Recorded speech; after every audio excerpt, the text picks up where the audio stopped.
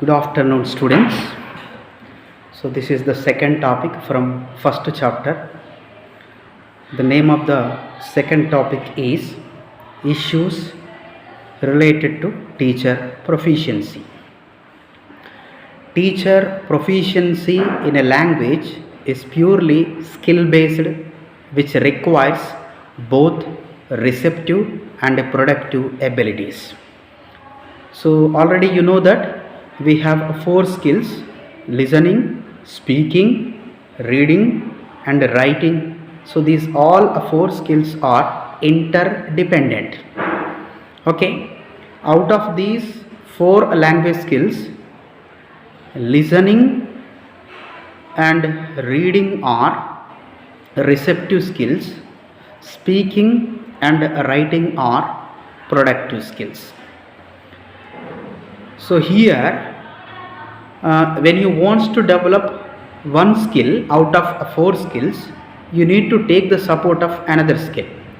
For example, you just want to develop the skill of listening.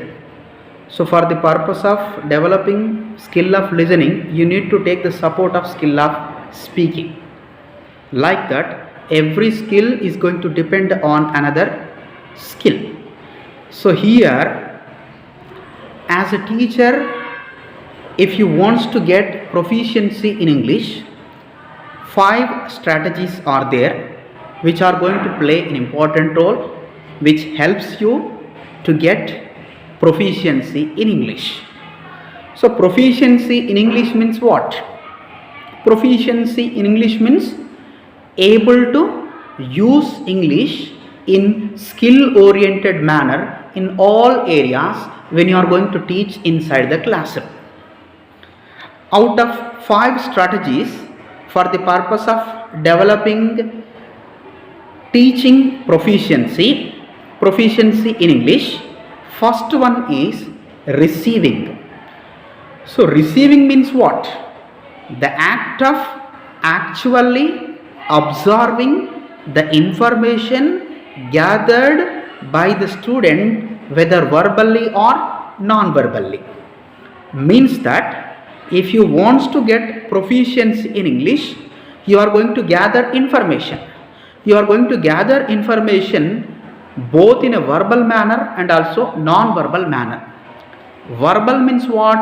By using a language. Non-verbal means what? Expressions, actions, etc. So by seeing actions, by seeing expressions, by seeing visionaries, and also by collecting information in a verbal manner, means that by using the language of the other people, so that will comes under in receiving. Next to second one, understanding. Understanding means it takes place after the student received the information from the speaker and begins to analyze its meaning. He can as well do it by asking questions also. Understanding means, for example, you have collected information both in a verbal manner and also non-verbal manner from the speaker.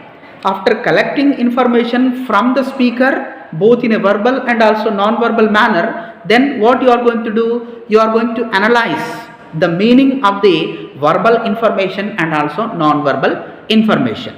So analyzing meaning of the verbal and non-verbal information is nothing but you are trying to understand. This is second one. Next, third one, remembering. The best way for the student to retain the conversation is to move the key elements of message from short memory to long memory. Short memory means, long memory means, for example, you need a mobile phone to call somebody. You are going to collect that mobile number and you are going to call, and then you are going to remove that mobile number from your memory. That is short-term memory. Long-term memory means, for example, your friend is a close friend and you collect that number and you are going to save that number. So whenever there is need to call, you are going to call. That is called as a long-term memory. So here, whatever information is collected by you, whatever information is understood by you, out of that information, so whatever important areas are going to be there, so that important areas you are going to send from short-term memory into long-term memory, so that you can able to memorize that information for a longer period of time. Whenever if anybody will ask, so that information you will give.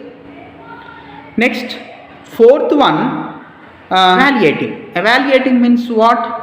After the message has been absorbed, processed and remembered, the student can begin to sort out the information into meaningful chunks.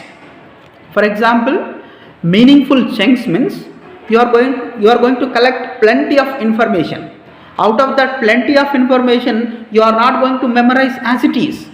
The important areas which are there in that particular area, you are going to sort out and you are going to memorize for a longer period of time. It is nothing but you are evaluating what is the useful information and what is the not useful information. If it is useful, you are going to memorize. If it is not useful, you are going to remove from that particular area. That information you are going to remove from your memory. This is called as a evaluating. Next, fifth one, responding.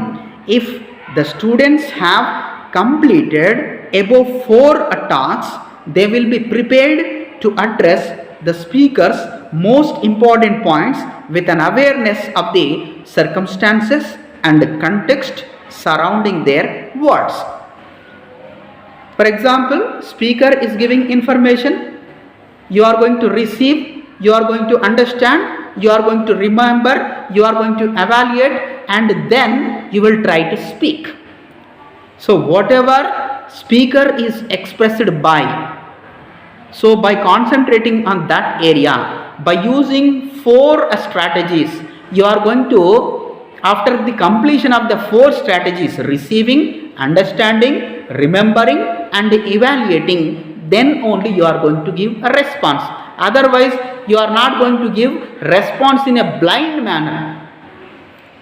Speaker is going to speak, you are going to receive, you are going to understand, you are going to memorize and you are going to evaluate, then you are going to respond. So this is the process of communication between listener and speaker. So this is about issues related to teacher proficiency. Thank you.